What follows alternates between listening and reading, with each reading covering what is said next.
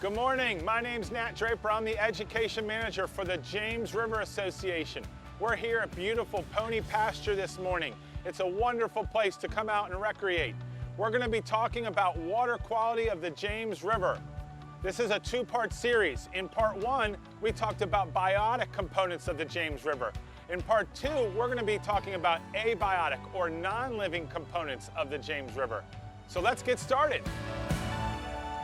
Abiotic components or abiotic factors are non-living chemical and physical parts of the environment that affect living organisms and the functioning of ecosystems. When we discuss James River abiotic components, we would be talking about temperature of the water, pH of the water, and amount of dissolved oxygen in the water.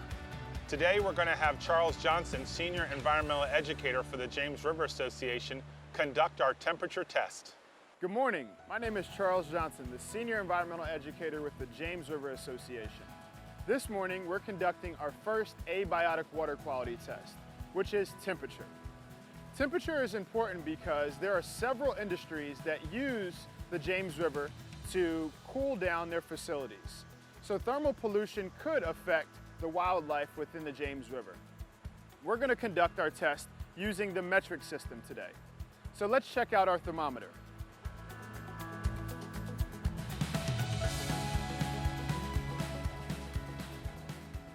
This morning, our temperature is 30 degrees Celsius, which is about 86 degrees Fahrenheit, which is fairly normal for this time of the year in the James River.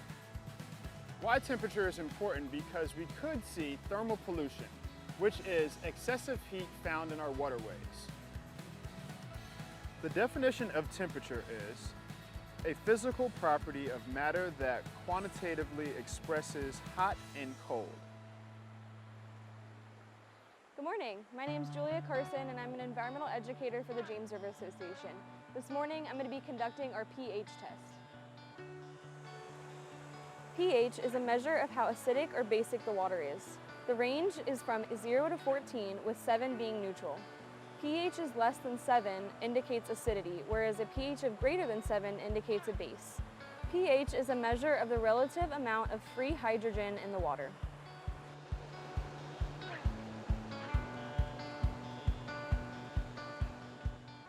In order to conduct pH, I'm going to be taking a sample of James River water. And then let's see what the results are.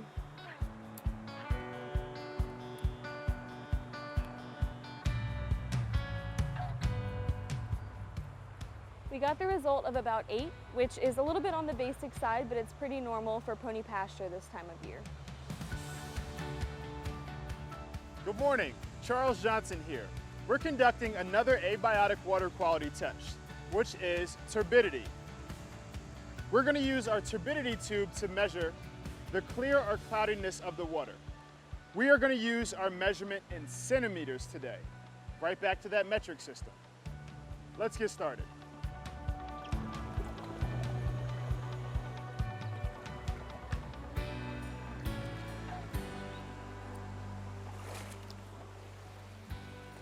Now we have our turbidity tube filled up to past 110 centimeters.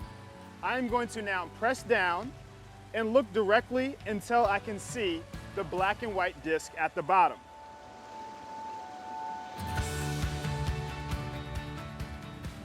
The black and white disc is now visible. This morning, our turbidity reading is around 110 centimeters, which is a great reading for this time of the year in the James River. To wrap up, our turbidity reading today around 110 centimeters is a great reading. Despite after a huge influx of rain that we just experienced in the James River watershed, this is a great reading. With 110 centimeters, it allows us to know that our plants at the bottom of the river are able to produce their own food and thrive in this environment.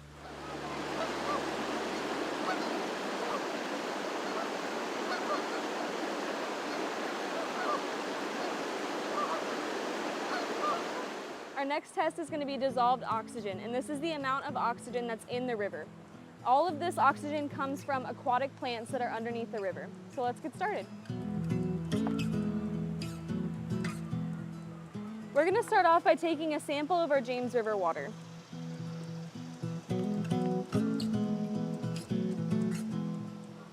Now that we've collected our sample, I'm going to take this ampule and put it into the sample and break it. This will allow our James River water to transfer into our ampule and mix with the liquid. We're going to wait about 2 minutes for the color to develop.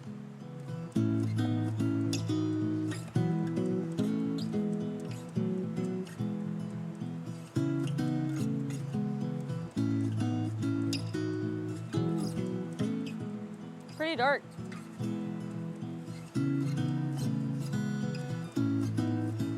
Before we talk about our results, we are measuring our results in parts per million, which is ppm, and fish need about 3 parts per million or more of oxygen in the water to survive. So in order to get our results, I'm going to move our ampule in between the ones on our chart to determine how many parts per million of oxygen is in the water.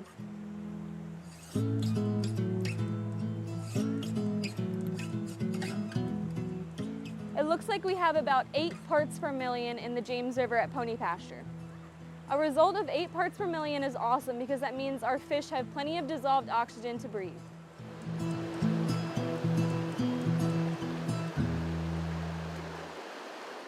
Hi students, for our final abiotic water quality test, we're going to do a nitrate test. Nitrates are often found in agricultural areas such where corn and soybeans being grown. They're often found too at sewage treatment plants. That's how they can enter the James River. Too much nitrates can cause something called an algal bloom. So right now we're going to read our nitrates test. We're going to grab a sample of water, which I already collected, and we're now going to drop a little tablet into our test tube. All right, once I have the tablet in there, I'm going to shake vigorously for 60 seconds. And as this tablet disintegrates, there could be a water color change, indicating the amount of nitrates in parts per million that are found in this sample here at the James River. Okay, a minute has elapsed since I put the tablet into the tube. The tablet is now disintegrated and a reaction has occurred. We really did not have much color change in our sample. If there were high levels of nitrates, we would see this dark pink at 40 parts per million, or 20 parts per million at this medium pink. But our sample really doesn't have much of a color change at all, so that indicates 0 to maybe 1 part per million of nitrates. This is really good news for our water quality test today. Okay, it's now time to do a summation of our 5 water quality tests that we conducted today. The first one we did was temperature down here. We got a reading of 32 degrees Celsius, which is a good reading for this time of year. I'm going to give that an A-. When it comes to turbidity, we had an excellent reading of 110 centimeters. We were able to look down into the water column, which is great news. That means there weren't many sediment particles in our water column. That's going to be an A. Nitrates were 0 to 1 parts per million. Anything less than 5 parts per million is good. I'm going to give that an A-. Our dissolved oxygen for this area was pretty good at 8 parts per million.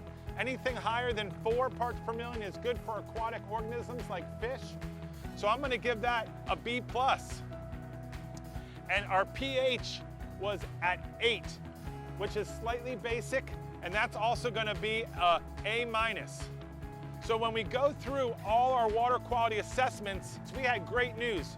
Our 5 abiotic water quality components were all A's and B+. That's great news for the water quality of the James. I also want to talk to you about where you can get some more information about the health of the James River. You can go to our State of the James 2019 report. Every 2 years we come out with a report of the James River and its health. It analyzes biotic and abiotic components. This is a great resource for you if you really want to know about the health of the James River. Thank you so much for joining us today on our abiotic water quality, and we'll see you soon.